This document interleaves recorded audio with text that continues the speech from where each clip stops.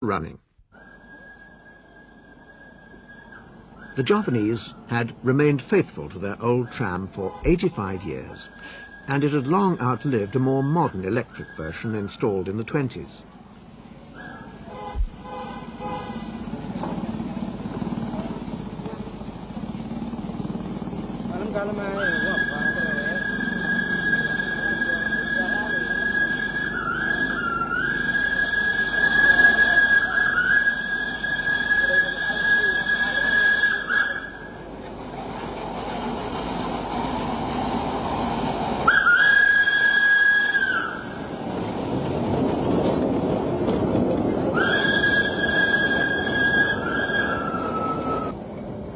The line started at Ujung next to the harbour, where the scene appeared unchanged since the tramway had been built.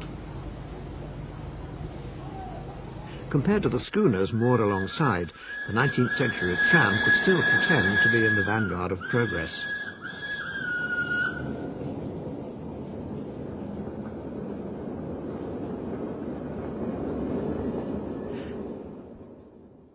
Neat colonial villas lined the streets, where the steam tram bustled through this little Holland in the tropics.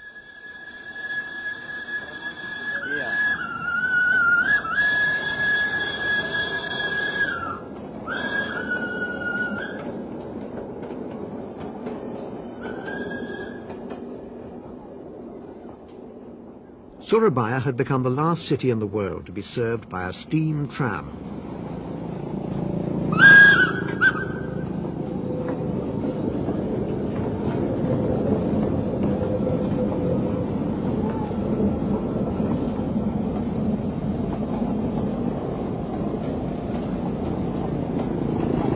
The tram paused briefly at Kebon Rojo station, little more than a shack, but still boasting a station master and a clerk.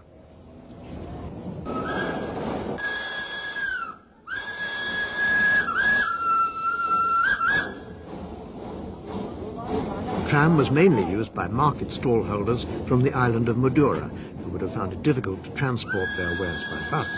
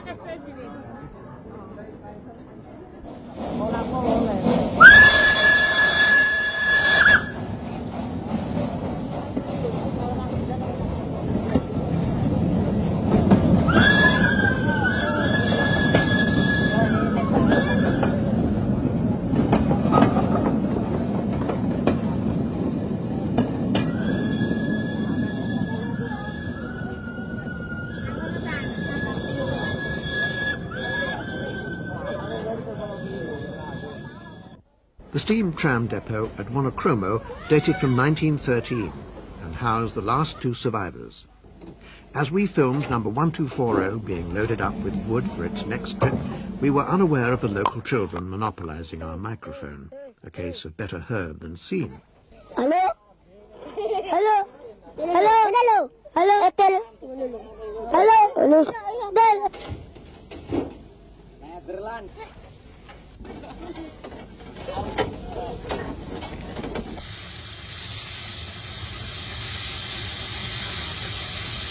Shortage of wood fuel meant that locally mined dusty brown coal was also used to fire up these tiny machines.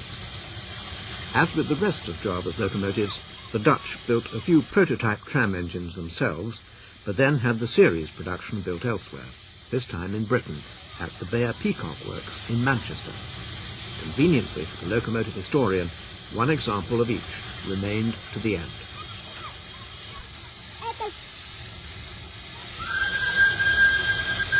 At the end of his shift, the driver dutifully drove into a shed without doors or roof, more as a ritual than for any practical reason, since no protection at all was offered to its antique occupants.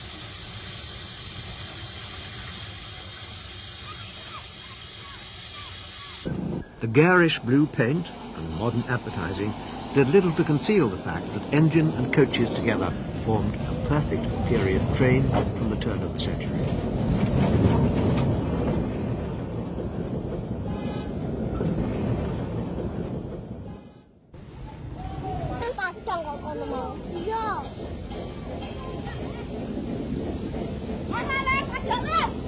Ayo, tak selayo, bukan?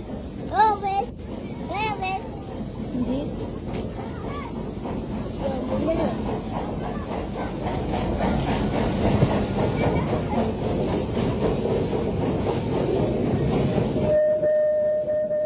Economic development and local road improvements made it inevitable that the tram would soon become redundant. And in due course, in 1977, the Soerabaia steam tram ran for the last time. But while it still ran, it ruled the Soerabaia marketplace, and the rickshaws or fat jacks kept well clear as the tram chuffed importantly by.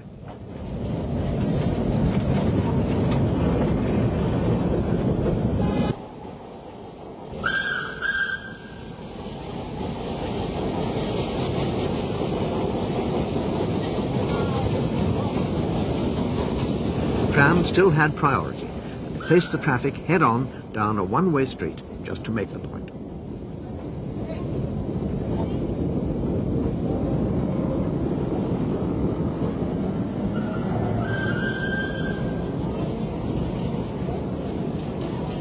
Nowadays, all